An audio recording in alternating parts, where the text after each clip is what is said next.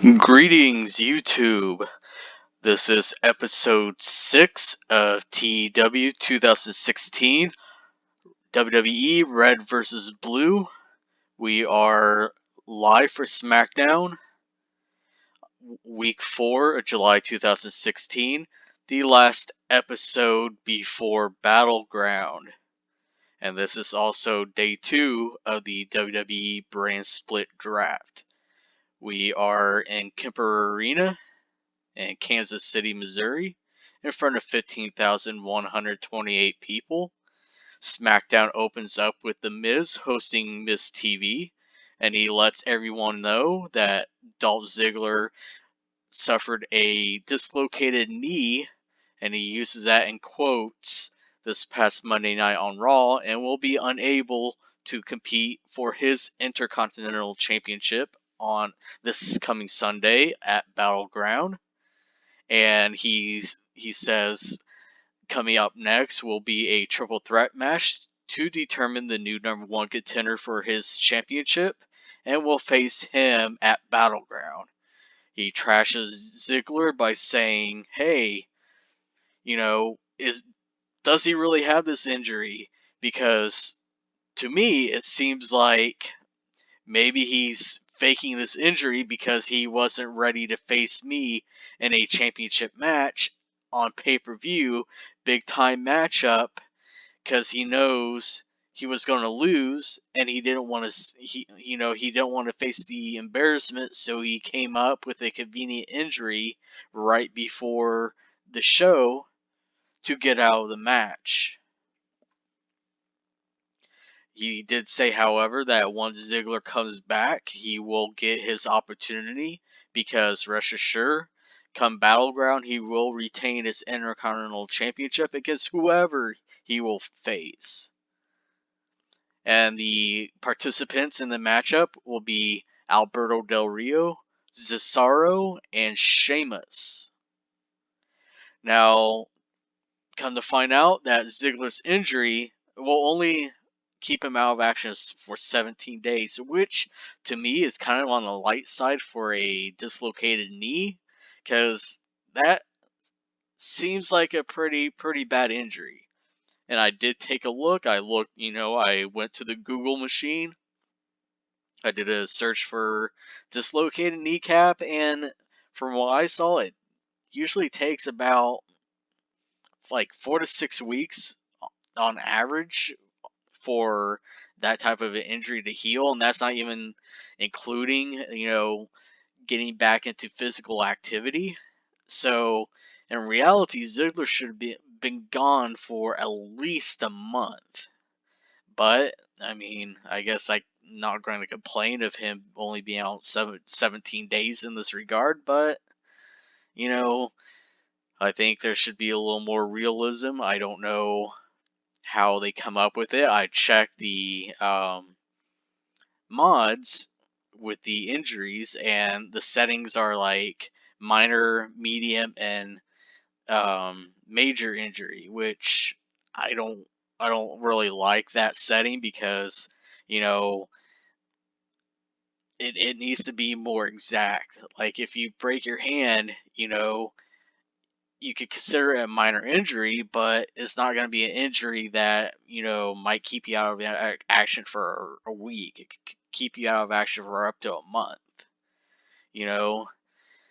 But that's just a minor nitpick. But the segment got a 66 C+ rating, no work or improvements. And our first match got us a 76 B-, and a bout that had good wrestling and a decent reaction from the crowd. Cesaro defeated Sheamus and Alberto Del Rio in 1805, when Cesaro defeated Alberto Del Rio by pinfall with a neutralizer.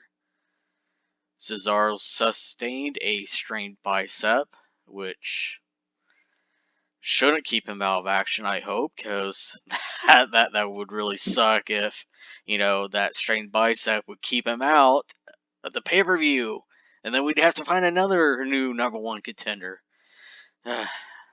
Well, let's hope for the best, but Sheamus had an in-ring performance of 73, Cesaro 65, and Alberto Del Rio 75. No worker improvements. Pretty good rating there.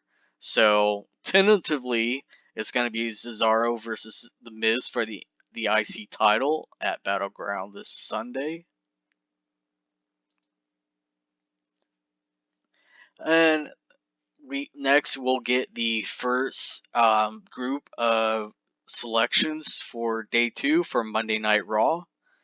And as opposed to Raw, where they went one at a time, this is going to be in groups of 5 because at this point, most of the majority of the main eventers have already been selected, and no sense to drag it out for like mid carders and lower mid carders and all that. So these are going to be like grouped together. So Stephanie and Christian come out and they hype the success of their draft selections day 1. And they said, well, every roster needs to be rounded out. So without further ado, we're going to announce the next 5 selections for Monday Night Raw.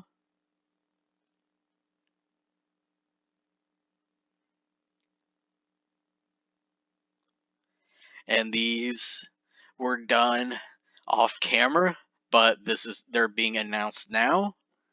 So the way I see it is they did go back and forth, but they're just announcing them to the crowd. So this isn't where they just got, 5 straight selections. They did alternate Raw, SmackDown, but they're just announcing them in a group.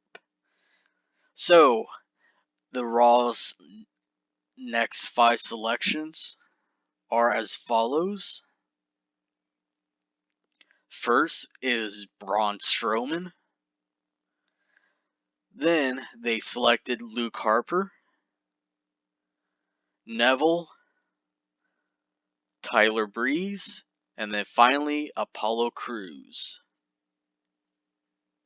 That segment got a 57 C- rating, no worker improvements. Next up, we have Smackdown Live. And much like what Raw did, they hyped up their first day of picks, and they're really excited about their selections for day 2. So without further ado, they will announce their selections. And there are as follows. Alberto Del Rio, someone who is not here right now because they're currently injured, but they should be back soon. Nikki Bella, Dolph Ziggler, New Day member Big E, and finally Baron Corbin. So right there, we've already confirmed that the New Day will be splitting up because if you remember, Kofi Kingston was selected to Monday Night Raw on Monday, and now SmackDown Live has taken Big E. So what's going to happen with the New Day? I've got some plans, and you will find out soon enough. No worker improvements. Next segment, in a bout that had subpar wrestling and little heat, Natalya defeated Charlotte in a non-title match in 8:54 by submission with a sharpshooter. Becky Lynch did guest commentary, which was pretty weak. Natalya had an in-ring performance of 48. Charlotte had an in-ring performance of 53. Natalya's improving in technical skills, and the match got a 51 D+ rating. Not great. I just wanted to get Natalya a little bit of momentum heading into Battleground because she is in that Fatal 4-Way for the Women's Championship. And I figured what better way to give her a little momentum by having her get a clean pinfall, not a pinfall, but clean victory over the Women's Champ. So it did its job. Can't really complain about that. Obviously, I'm going to have some work to do with the women, and which is pretty much the standard fare in all of these modern day WWE saves that I see people do on YouTube. Next segment, a backstage interview. Renee Young is interviewing Sasha Banks, and she basically talks about how it's her time to show the world why she calls herself the boss, and come Battleground she will become the new women's champion, and that you can bank on it. The segment got a 62C rating, no worker improvements. Now we go back to the stage, and Raw will have their next group of selections to announce to the crowd. First up, they selected Bubba Ray Dudley, then Kalisto, Zack Ryder, Jack Swagger, and finally Natalya. The segment got a 52D+ rating. Next segment, we switch back over to Smackdown Live and their next group of selections, which starts off with Paige, Kane, Xavier Woods, Mark Henry, and finally Big Cass. So not only did they select Big E, but they also have Xavier Woods. So now they have 2/3 of New Day. So chances are, the tag team titles will now be on SmackDown. So the segment got a 70C+ rating. And also, as you might have noticed, these selections, they got a lot of the big guys, Kane, Mark Henry, and Big Cass in this group. So pretty beefy selections. Moving on, there is a backstage segment. Kofi Kingston's in the locker room back by himself, kind of contemplating things, because now he's basically all alone. He's going to be by himself on Raw, while his New Day teammates Xavier Woods and Big E are now SmackDown Live. And then all of a sudden he looks over and a man walks into the picture. And he introduces himself as Prince Nana. And he talks to Kofi, and he says, I've been watching your career for a real long time, and you've accomplished just about everything there is to accomplish here in the WWE. You've been Intercontinental Champion, you've been United States Champion, you've been Tag Team Champion. However, there's only one thing that you have not done in your career, Kofi, and that's become WWE Champion. And that's why I'm here. Because I believe you can be a future WWE Champion. And what you have been doing, the comedy, ice cream and booties and all that stuff, that's all fine and well if you're content on just being, a pedestrian talent, and you could be more. And I want to bring that out of you, because I am building an embassy, and I want you, Kofi Kingston, to be the crown jewel of my embassy. And I think, being on Raw away from your two friends will be a breath of fresh air, because you can concentrate on your own career. I know being away from your friends will be hard, but allow me to guide you. Allow me to, unlock the key to your full potential. But you don't have to give me an answer now. I just want you to think about it.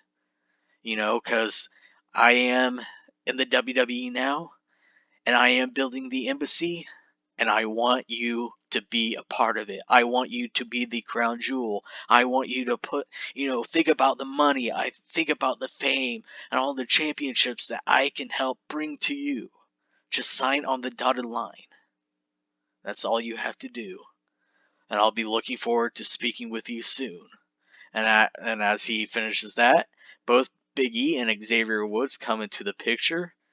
Prince Nana looks at them and he smiles and he just tells them good day, and then he walks out of the room. And Big E and Xavier look at Kofi confused and they're like, "Who's that?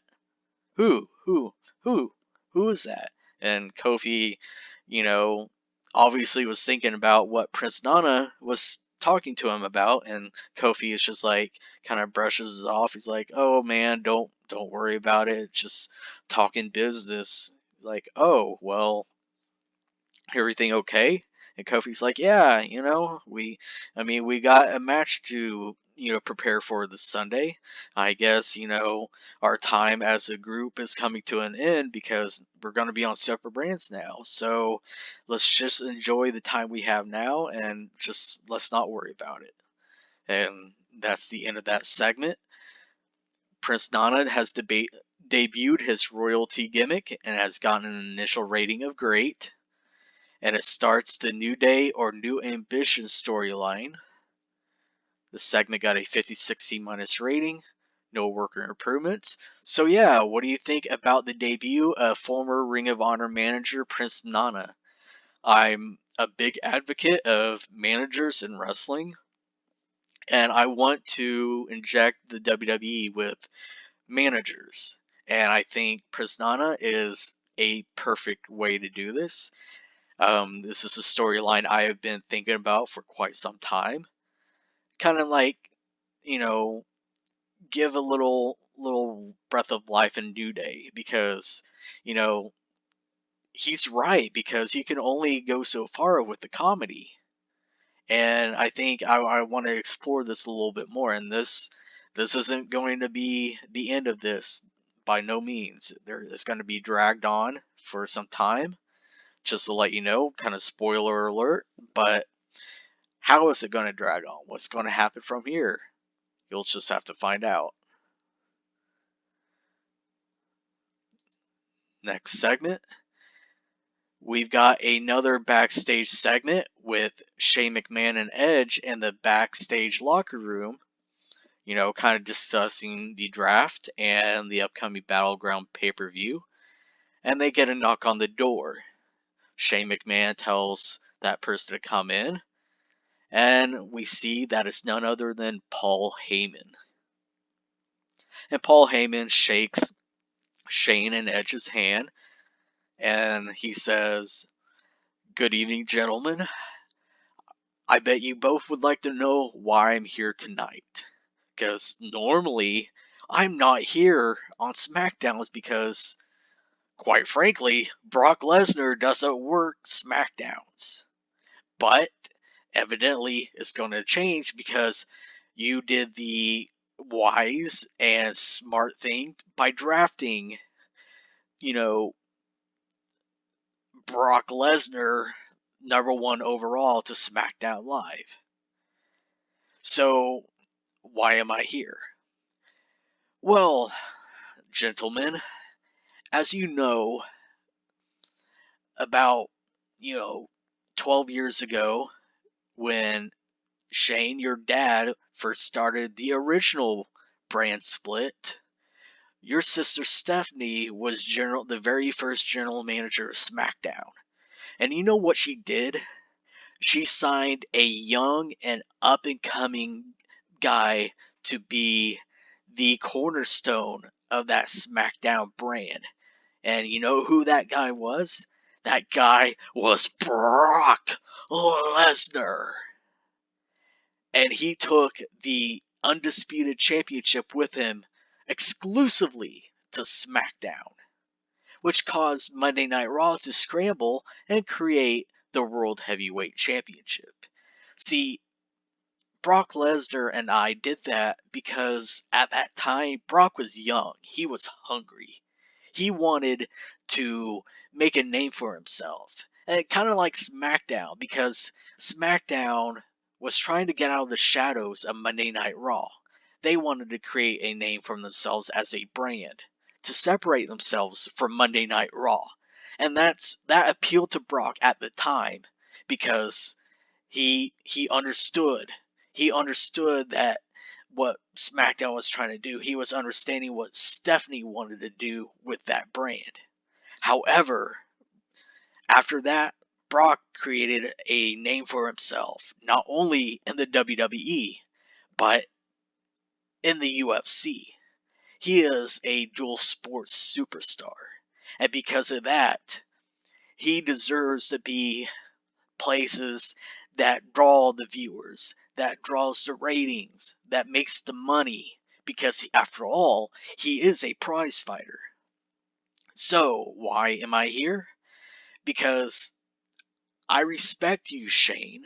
Because, believe it or not, I like you the most out of all the McMahons. You know why? Because you had the balls. The balls to go up to your dad, visit Kennedy McMahon, and tell him that I do not need this job. I do not need the WWE to make a living. And you did what you did? You left the company. You left your family tradition. And you went overseas to China and you ran a business, a very successful business, might I add. You basically gave your dad the finger. And for that, that has balls. That took balls. That took courage. That took guts. And I admire that. And you, Edge, I respect you.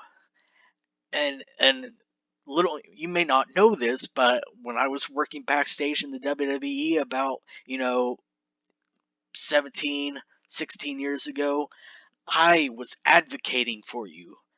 Not on camera, but backstage. Because I knew you were going to be multi-time World Heavyweight Championship material. And you did just that. So, I respect both of you. That's why I'm here to talk business. Because I think, and Brock Lesnar agrees, that his services would best be rendered on the A show, which unfortunately right now it's Monday Night Raw. Think of it this way. A star basketball player isn't going to want to play for a team that's might be up and coming, but isn't going to be competing for the championship anytime soon. And that's where SmackDown Live is at currently, unfortunately. Raw is obviously the A show. So because of it, we are formally requesting a trade from SmackDown Live to Monday Night Raw. And I'm doing this out of a token of esteem. We're not demanding, we're requesting. Now, if you don't follow through with this request, Brock is willing to walk out of the company and maybe show up in UFC, maybe show up in another promotion, who knows. But I ask you, Shane and Edge, to do what you can to make a trade happen. Now, you might be thinking, well, this will put all the power in Stephanie and Christian's hands.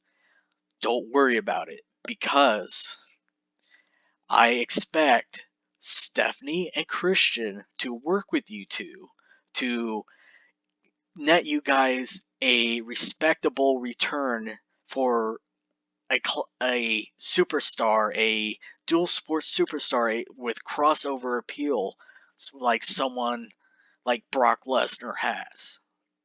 So, this is my request. I hope you talk to them, and I hope both of you, both sides, can come to an agreement to get that is amicable to both sides, that gets what we want, that's traded to Monday Night Raw, while also allowing you to get a decent return for someone like Brock Lesnar.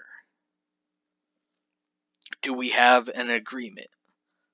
So Shane and Edge just kind of look at each other, and Shane nods, and he's like, well, Paul, I mean, I appreciate those words, and I do kind of take offense to the fact that you're calling SmackDown Live basically the B show, but I understand where you're coming from, and I think it's only fair if we listen to listen to you and your request, since you did come up and talk to us like a man with your request, and we don't want any to start off SmackDown Live with any kind of drama or anything like that. So if Brock doesn't want to be here, then we don't want to hold him against his will. So we will honor your guys' requests, and we will start trade talks as soon as possible with Shane,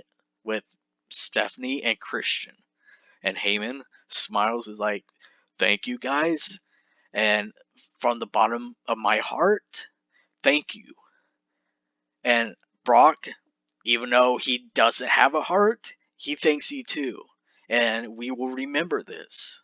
And maybe in the future, Brock will want to come and work for SmackDown Live. And Heyman shakes both of their hands and walks off. The segment got a 73B minus rating. So, Heyman basically is requesting that SmackDown Live trades Brock Lesnar over to Monday Night Raw. Next segment, in a bout that had good wrestling and a decent reaction from the crowd, Chris Jericho defeated Sami Zayn in 1811 by pinfall with a code breaker following interference from Kevin Owens. Sami Zayn had an in-ring performance of 65, Chris Jericho 79. No working improvements. The match got an 80B rating. And in another backstage segment, we have another promo by the Wyatt family. Bray Wyatt in his normal dark, smoky area in the backstage. Wyatt's like, man, I told you guys, man. I told you that these dark clouds, man, they're hovering over the New Day. All this positivity and all this, bright sunshines and rainbows, they're all a lie. You see, while you guys are in a deep sense of drama over the fact that you guys are splitting, see, us, man, we're going to go our separate ways. I'm going to be on SmackDown Live. These three men behind me, they're going to be on Raw, man. And see, we're not worried because I've, taught them how to survive on their own. They don't need me. We're family, we're equals. And they can survive on their own in their own world. And me, I'm going to stay here on SmackDown each and every week. So there's only one thing for you, New Day, for you, on Monday Night Raw, and for all of you on SmackDown Live. Run. No working improvements. That segment got a 77B rating. Basically, just, Wyatt saying he prophesies the issues New Day are currently going through. They've got some issues with the group potentially being split up by the draft, and this Prince Nana character coming in and, planting some seeds of doubt with Kofi Kingston about his New Day friends. And that, Wyatt saying, hey, even though we're separating with the draft, we're okay with it because we can survive on our own. We don't need each other.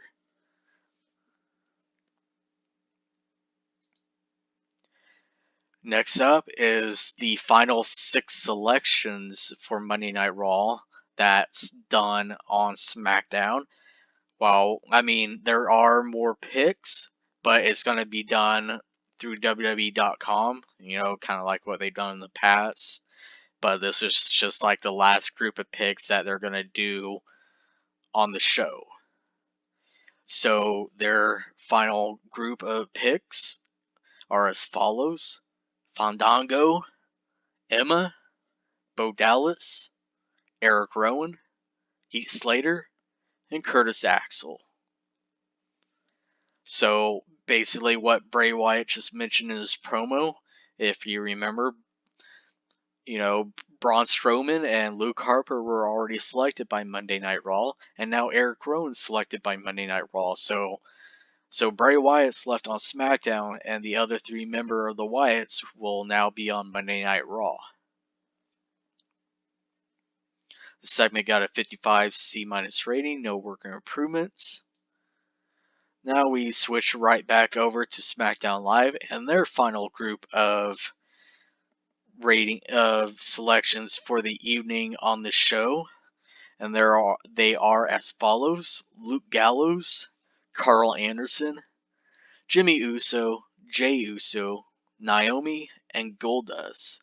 So yeah, both the club and the Usos will be on SmackDown Live. So not only do they have 2/3 of New Day, they will also have the club and the Usos. So they already got a few tag teams on their show. Segment got a 53 C- rating, no worker improvements.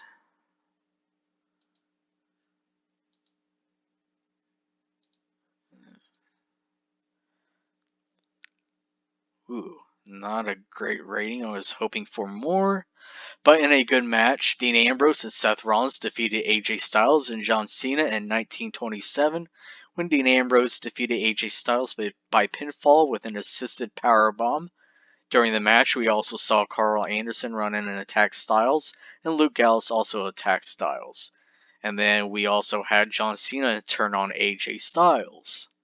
So basically, what the match went is, during the match, the club basically pulled AJ off the apron, and AJ was taken out by the club.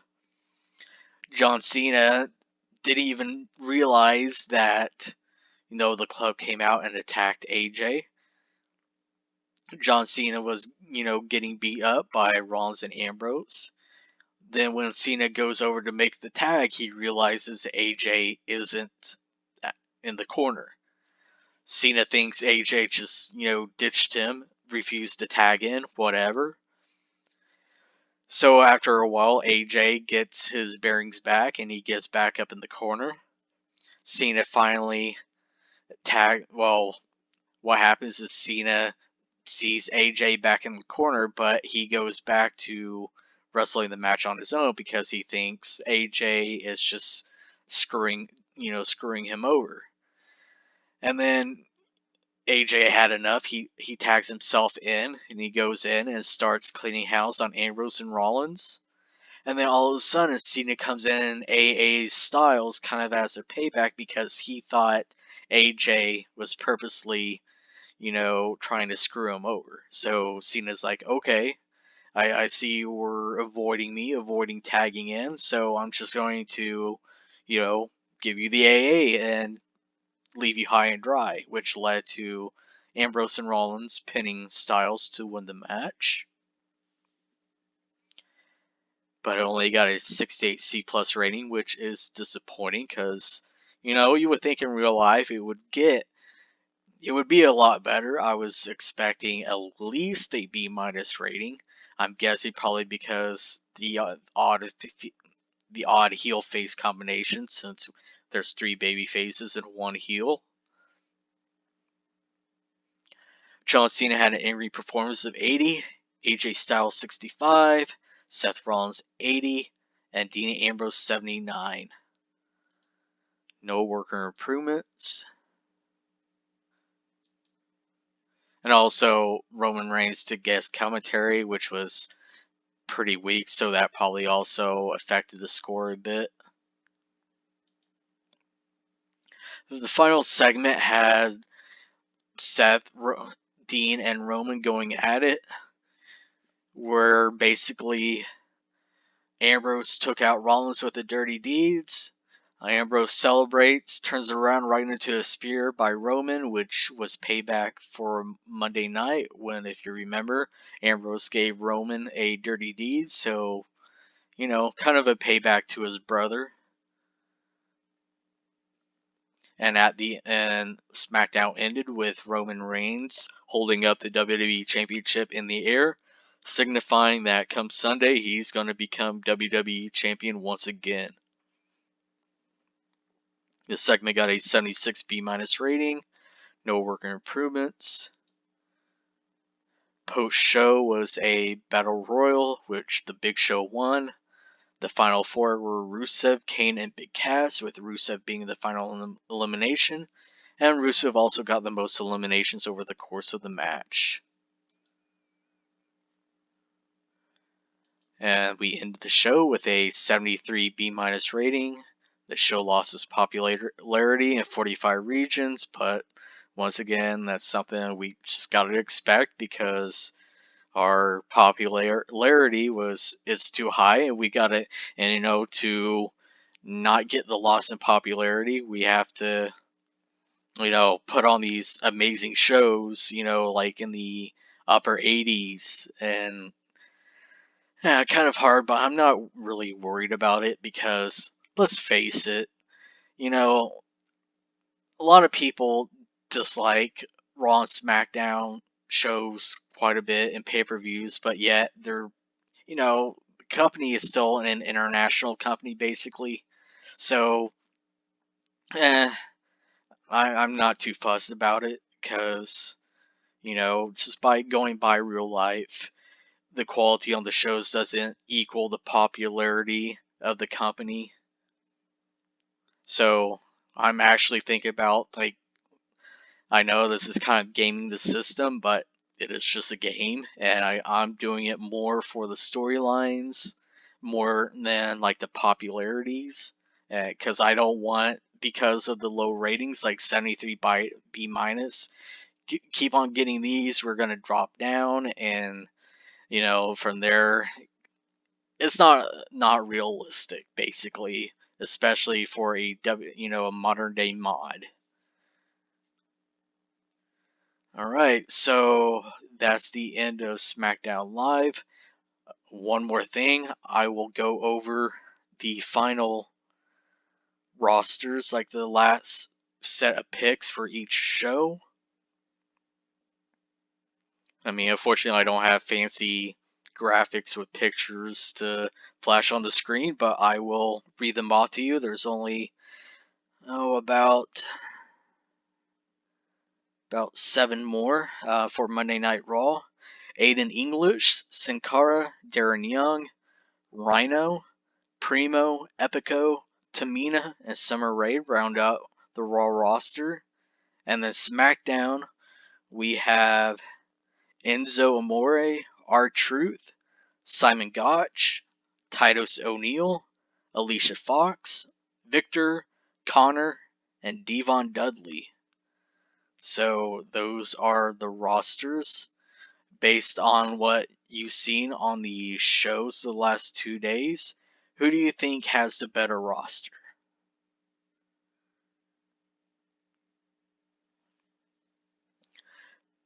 So, if you like the episode, please give a thumbs up, comment.